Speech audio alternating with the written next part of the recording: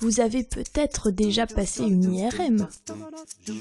L'IRM conjugue les effets d'un champ magnétique très puissant et d'ondes électromagnétiques pour observer l'intérieur du corps. Donc pour faire une image en IRM, on a besoin de cet énorme champ magnétique et on a besoin après d'émettre des radiofréquences qui vont être absorbées par le corps. Et le corps, en fonction de sa composition chimique, va réémettre ces radiofréquences. Question. En dehors des effets d'une éventuelle claustrophobie, l'IRM est-elle sans danger ? C'est ce qu'étudie le Centre d'investigation clinique et d'innovation technologique de Nancy. L'IRM produit différents effets. L'attraction d'abord, des métaux ferromagnétiques qui sont sensibles aux aimants. Le champ magnétique généré par l'IRM est si fort qu'un simple trombone mis à l'intérieur d'une boîte devient un véritable projectile.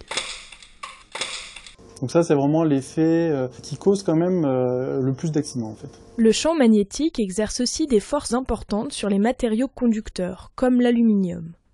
Ces forces sont proportionnelles à la surface du matériau et peuvent avoir un effet sur les pacemakers des malades quand ils sont déplacés dans l'IRM. Les effets du champ magnétique sont spectaculaires, mais ce n'est pas tout. Sous l'effet des ondes radio, la moindre parcelle métallique se transforme en antenne et provoque un échauffement. Et là, c'est tout ce qui est matériaux conducteurs. Donc on peut avoir des matériaux qui sont amagnétiques, mais qui vont être conducteurs, et qui vont absorber les radiofréquences, et là on peut avoir des soucis, parce qu'on peut avoir des échauffements qui vont jusqu'à la brûlure.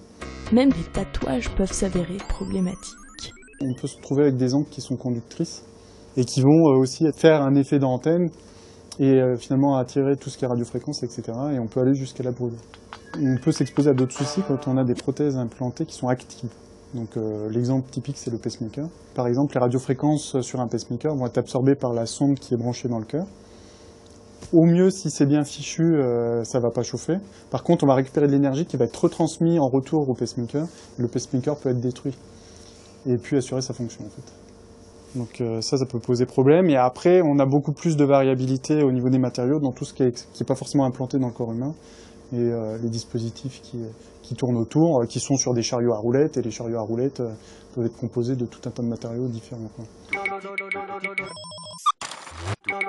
On a de plus en plus d'IRM, de plus en plus d'indications, parce que c'est une technique d'imagerie qui permet d'avoir des diagnostics très intéressants, et de plus en plus de gens implantés. Donc là se pose vraiment la question de mettre des dispositifs dans le patient.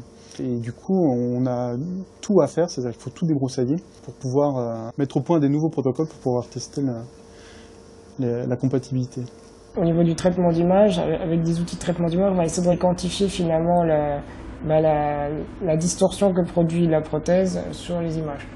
Et on obtient ce genre d'objet 3D qui finalement est une vue de l'artefact en 3 dimensions en fait. Ce qu'on essaye de faire, c'est de minimiser la susceptibilité magnétique que provoque l'artefact pour justement essayer de minimiser la perturbation sur l'image, toujours en vue d'une éventuelle un diagnostic derrière, quoi. Les diverses mesures nécessitent des outils qui ne parasitent pas les mesures, c'est-à-dire sans métaux sensibles au rayonnement magnétique et radio, sans moteur, sans câble électrique, etc. Alors du coup, les matériaux qui marchent bien en IRM, c'est le plastique. C'est assez facile à travailler. Et le bois. Pour ce petit circuit, oui, c'était pas mal de bricolage. J'aime beaucoup parce que du coup, je touche un peu à tout, à l'IRM, à l'électronique, un peu de mécanique, un peu tout ça.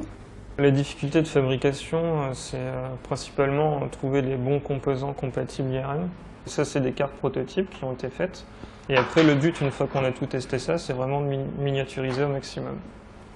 Le développement de l'IRM est tel qu'une start-up est créée. Parce qu'on est à un moment clé, on sent qu'il y a un marché potentiel.